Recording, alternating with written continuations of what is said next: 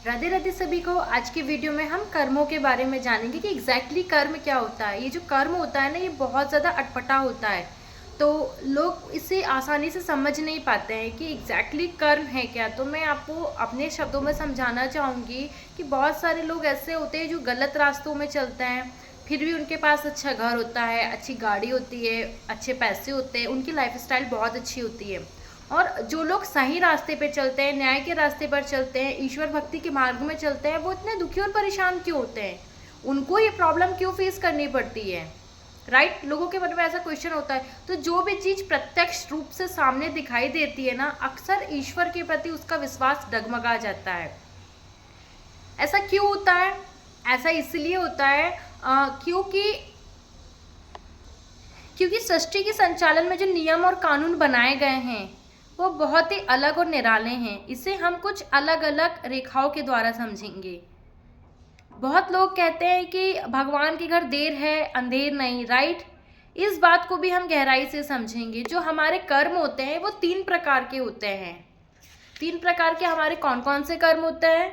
पहला हमारा कर्म होता है क्रियमाण कर्म, दूसरा हमारा कर्म होता है संचित कर्म, तीसरा हमारा कर्म होता है प्रारब्ध।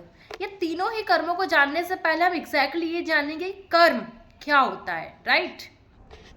सरल भाषा में यदि मैं आपसे बात करूं कि कर्म क्या होता है, तो कर्म हमारे ही द्वारा किए गए वो सभी कार्य होते हैं जो हम अपने दैनिक जीवन में करते हैं, लाइक चलना फिरना, खाना खाना, सांस लेना, सांस छोड़ना, पुस्तक पढ़ना। जीवन में जो भी चीज़ें हमारे साथ घटित हो रही है उस पर क्रिया प्रतिक्रिया देना, ये सभी छोटी छोटी चीज़ें ही हमारा कर्म कहलाती है।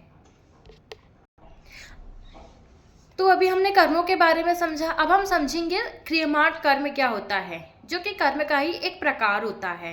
मैं आपको बहुत ही छोटे और आसान शब्दों में बता रही हूँ। यदि किसी को कोई बात और गहराई से जाननी हो तो वो मुझे कमेंट बॉक्स में मैसेज कर सकते हैं। क्रियमाण कर्म वो होता है जो हम सुबह से लेकर रात तक, हफ्ते में शुरुआती हफ्ते से लेकर आखिरी हफ्ते तक, महीने की शुरुआत से लेकर महीने के अंत तक हर दिन जो कर्म करते हैं वो कहते हैं क्रियमाण कर्म। क्रियमाण कर्म का फल हमें तुरंत ही प्राप्त हो जाता है। अर्थात मुझे भूख लगी, मैंने खाना खा लिया, मेरी भूख शांत हो गई, इसे कहा जाता है क्रियमाण कर्म।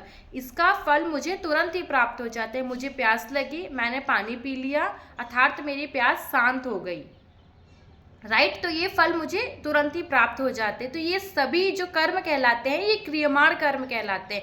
दूसरा हमारा कर्म आता है संचित कर्म। जब हम कोई क्रियमाण कर्म को करते हैं, उदाहरण के तौर पे एक दिन में मैंने 100 क्रियमाण कर्म को किया है, बट 90 मेरे क्रियमाण कर्म का फल मुझे तुरंत ही मिल गया, बस जो बचे हुए 10 क्रियमाण कर्म थे वो बाकी रह गए, तो वो संचित कर्म में जुड़ते चले जाते हैं। और संचित कर्म एक नियमानुसार समय अवधि पर ही हमें फल प्रदान करता है, राइट। संचित कर्म को हम कुछ इस तरीके से समझ सकते हैं कि आज मैंने परीक्षा दी तो उसका रिजल्ट मुझे 1 महीने के बाद मिलेगा, राइट। तो इसमें एक टाइम ड्यूरेशन लगती है, तब हमें इसका फल प्राप्त होता है, तो ये संचित कर्म कहलाता है।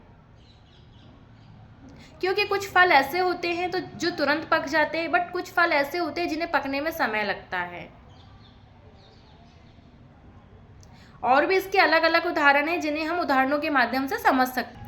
जैसे कि आपने दवाई ली और दवाई खाने के 4 से 6 घंटे के बाद आपकी तबीयत सही हो गई या आपका बुखार ठीक हो गया। जैसे कि युवावस्था में आपने माता पिता का दिल दुखाया, तो वृद्धावस्था में जब आपकी संतान होगी तब वो आपका दिल दुखाएगी। तो ये सभी संचित कर्मों के अंतर्गत आते हैं। अब हम बात करते हैं प्रारब्ध की। संचित कर्म जब पककर तैयार हो जाता है तो उसे हम प्रारब्ध कहते हैं। हमारे प्रारब्ध में हमारे कौन माता पिता बनेंगे, कौन भाई बहन बनेंगे, कौन हमारे पति या पत्नी बनेंगे, कौन हमारे बच्चे रहेंगे, किस किस से हम मिलेंगे, ये सभी पहले से तय होता है। इसे प्रारब्ध कहा जाता है।